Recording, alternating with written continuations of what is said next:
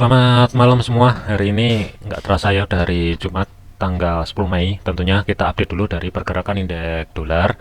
Dari segi time frame satu, sebenarnya ini ketahan di level area resisten di hari Senin kemarin itu R2-nya sih berada di 105.300 ya. Kemudian R3 dan 4 itu berada di 105.48 dan 105.56.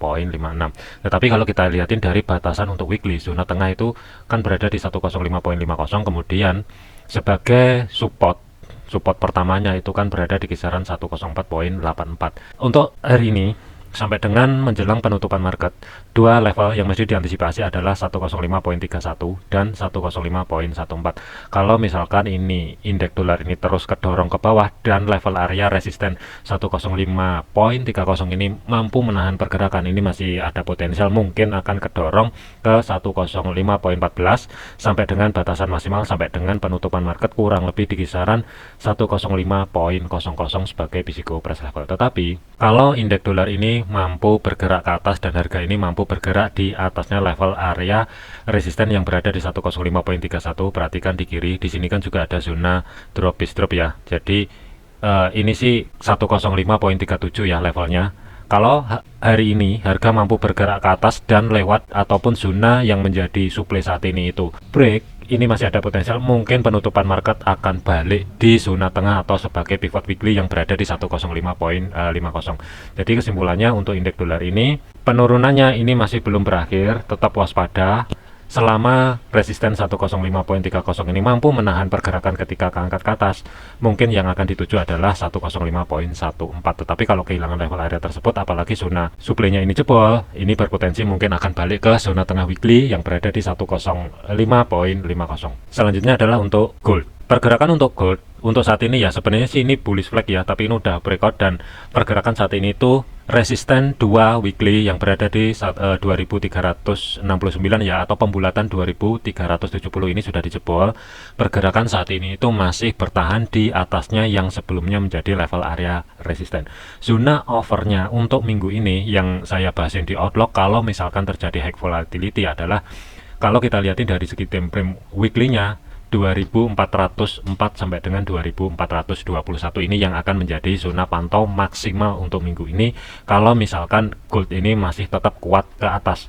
Kalaupun gagal karena pergerakan ini masih bermain-main di kisaran level area yang sebelumnya menjadi level area resisten 2370, kita lihatin dulu dari segi time frame daily. Kalau saya tarik menggunakan Vivo Custom ya, dari segi time frame daily, R3 dan R4 itu berada di kisaran level area 2380 sampai dengan 2390 ya, atau zona yang di blok biru tentunya. Ini sebagai batasan pantau untuk hari ini ya. Kalau misalkan level area R3 ataupun R4 daily ini dijebol, potensial mungkin akan kedorong ke 2404. Tetapi kalau dari segi time frame daily ini bertahan, tentunya level area 2380, batas maksimal adalah 2390 ini bertahan dan harga ini mampu bergerak balik di bawahnya support yang berada di 2370 ya, yang saat ini berfungsi sebagai support. Tentunya perhatikan di kirinya ya, ketika menembus sebelum menembus ya level area resisten 2370 dari segi weekly-nya, ini kan juga ada rally, base rally atau zona demand terdekat, zona yang di blok orange. Kuncinya adalah mungkin dari segi time frame kecilnya ini gold akan terkoreksi kalau misalkan kehilangan zona demand yang berada di batasan terbawah itu adalah 2365. Tetapi karena pergerakan untuk saat ini itu masih tetap berada di atasnya R2-nya weekly atau saat ini berubah fungsi sebagai support terdekat saat ini ya di level area 2370, hati-hati, ini ada dua potensi. Ini mungkin akan bablas ke atas dulu mengambil level area 2380, batas maksimal adalah 2390 itu kalau dari segi time frame daily. Tetapi kalau misalkan gagal dan zona demand di sini ini break, kalaupun terjadi koreksi ya, karena ini ringnya juga terbatas, support saat ini terdekat itu berada di 2360 karena ini ringnya terbatas. Ini mungkin ya, kalaupun ini break terjadi koreksi, perhatikan nanti di level area 2370 kembali ya. Kalau misalkan setelah harga ini bergerak balik di bawahnya level area 2370, apalagi zona demand di sini break 2365 ya, kemudian harga ini terkoreksi kembali ke atas. Selama batasan koreksinya itu nanti harga tidak bergerak balik di atasnya 2370, ini mungkin ringnya dekat akan menguji level area 2360 terlebih dahulu. Jadi ini karena hari Jumat ya, menjelang sesi penutupan market, hati-hati dengan level area 2380 itu yang pertama. Batasan maksimal adalah 2390 sebagai overnya untuk daily hari ini. Kemudian yang mesti diwaspadai kunci untuk hari ini adalah antara 2370 sampai dengan batasan terbawah adalah 2365. Kuncinya adalah selama zona demand ini bertahan, ini mungkin akan keangkat ke atas dulu, tetapi kalau ini gagal, zona demand ini jebol, berpotensi mungkin dia akan bergerak balik di bawahnya 2360. Jadi ini ada dua skenario. Untuk posisi saya lebih memilih netral dulu, saya nggak ada posisi apapun untuk di gold ya, karena ini rawan banget. Koreksi pun hari ini masih belum terjadi. Ini sangat kuat sekali untuk hari Jumat ini ya, keangkat ke atas. Saya lebih prefer nanti akan pantau itu kalau misalkan gold ini sudah mampu bergerak di 2380 sampai dengan 2390. Ini mungkin saya akan pantau lebih lanjut. Tetapi kalau misalkan harga ini nggak mampu bergerak di atas level tersebut, mungkin saya akan skip dulu. Saya lebih memilih untuk memikirkan open posisi itu di minggu depan ya, karena untuk trade minggu ini untuk gold ini sudah beres semua. Meskipun kemarin SL Plus juga kena sebenarnya, tapi tentunya sih nggak masalah, nggak sampai ke floating minus ya. Selanjutnya adalah GBP USD. Pergerakan untuk GBP USD, harga ini bergerak balik di level area zona yang di blok abu-abu. Untuk SL Plus yang kemarin sudah beres ya, harusnya sih ini udah keluar semua. Pergerakan untuk open di minggu ini itu hanya nyampe di TP1 ya, lebih sedikit, tapi overall sih nggak masalah. Fokus untuk hari ini ya, ada 3 level area yang mesti dipantau. Yang pertama adalah 1.2530, yang kedua adalah 1.2550, kemudian support itu masih tetap berada di 1.2494. Kalau kita lihatin ketika menyentuh level area 1.2530 ya, ini masih terjadi reaksi, seakan-akan ini nggak mampu bergerak ke atas. Tetapi hati-hati ya, ini belum tentu harga ini langsung balik ke bawah.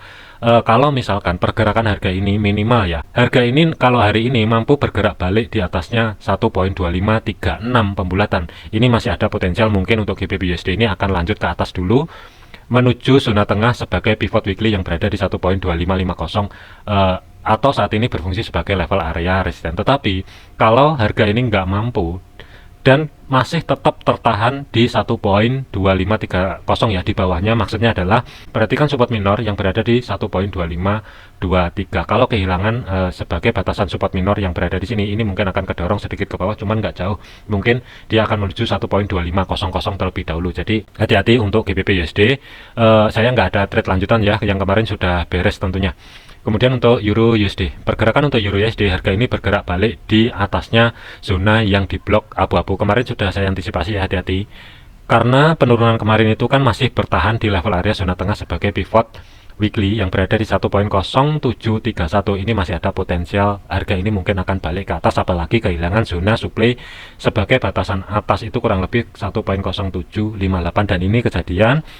Perhatikan dari segi tim prima 1 ya, ketika menyentuh level area Fibo Custom yang saya tarik kemarin, 1, 2, 3, dan 4 kali disentuh itu 1.0785, ini mampu menahan pergerakan. Jadi ini bebas ya. Kalau untuk saat ini saya manfaatkan untuk cari ancang-ancang setup sell, tetapi targetnya kalau untuk saya pribadi ya, saya nggak bisa jauh-jauh untuk naruh stop loss. Itu ruang gerak cuman ada 20 pip sebagai batasan untuk stop loss dari harga sekarang. Kalaupun harga ketarik ke atas, bodo amat, saya nggak ngurus. Yang penting stop loss saya ini saya taruh 20 pip di atasnya harga saat ini. Tetapi dari segi target saya nggak bisa nargetin jauh-jauh. Sebagai targetnya itu ruang gerak itu kurang lebih ya antara 25 sampai dengan 30 pip, itu sedikit di bawahnya 1.0750 ya, kurang lebih ruang gerak sih antara 25 sampai dengan 30 pip. Ini mungkin oke, risk rewardnya sih 1:1 tentunya ya. Tetapi kalau kehilangan level area ataupun harga ini mampu bergerak ke atas di atasnya 1.0785, ini mungkin ya masih ada berpotensi mungkin akan menguji high di minggu ini yang berada di 1.0813. Tentunya tetap waspada, jadikan video ini hanya sebatas sebagai referensi, jangan dijadikan sebagai patokan. Kemudian untuk AUD USD, pergerakan untuk AUD USD SL Plus-nya juga sudah kena, pergerakan cuman nyampe di TP1 untuk minggu ini. Kalau untuk saat ini ya, AUD USD ini saya lebih memilih netral dulu. Meskipun ketika harga bergerak ke atas menguji level area resisten pertama weekly yang berada di 0.6616, kemudian harga balik ke bawah. Kemudian setelah dari level harga 0,6599 harga ini kan ketarik ke atas lagi dan ada reaksi ketika menyentuh level area resisten yang berada di 0,6616. Kalaupun ini mau entry sell ya, saya lebih memilih ini enggak dulu, kecuali hari ini harga ini sedikit mau ketarik ke atas kurang lebih di kisaran 0,6616, sedikit di bawahnya ini mungkin oke sih kalau mau dijadikan day trade, tetapi sebagai targetnya sih nggak bisa jauh-jauh.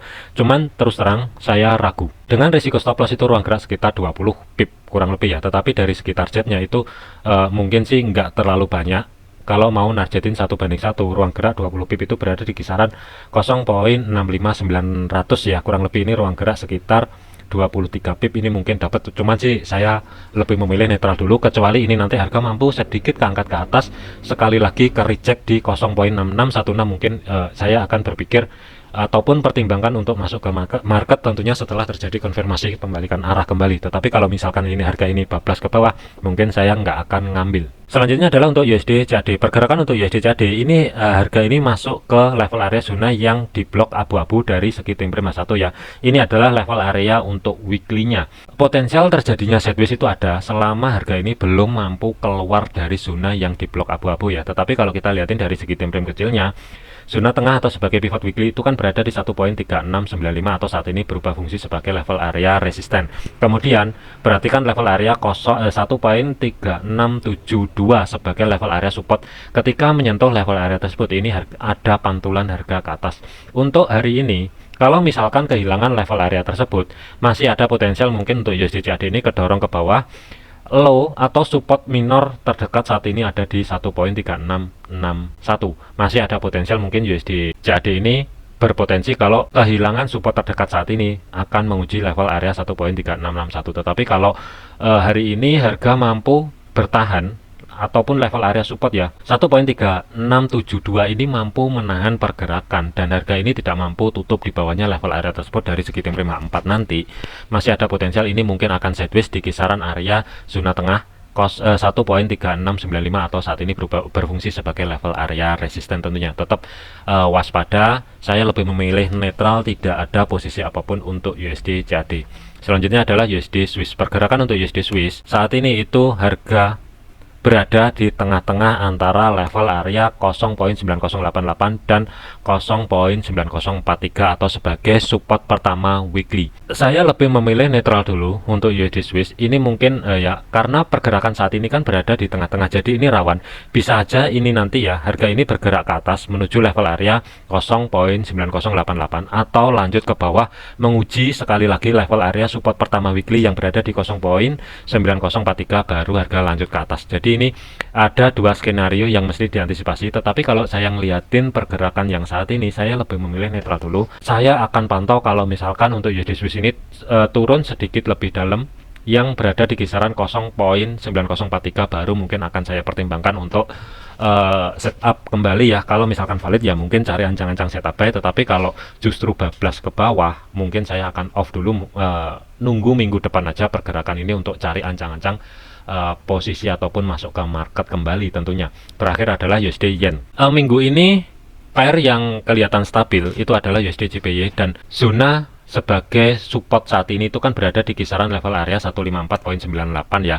Ketika ada penurunan kemarin malam, itu harga ini sama sekali nggak mampu menyentuh level area tersebut dan tetap sideways di kisaran level area 155.16 dan batasan atas itu atau zona tengah itu 156. Jadi saran saya ya yang masih ada hold posisi untuk USD JPY, karena saat ini hari Jumat yang ada, kalau misalkan ada teman-teman yang entry di kisaran 153.400an pikirin baik-baik, karena ini masih ada ruang gerak sekitar 230 pip ya. Runningnya itu kurang lebih 230 pip, ini pikirin baik-baik mau tetap hold posisi atau keluar sekarang. Kalau saya pribadi, saya sudah keluar ketika menyentuh level area zona supply ya. Mungkin untuk minggu depan ini kita akan siapin lagi untuk outlooknya untuk USD JPY ya.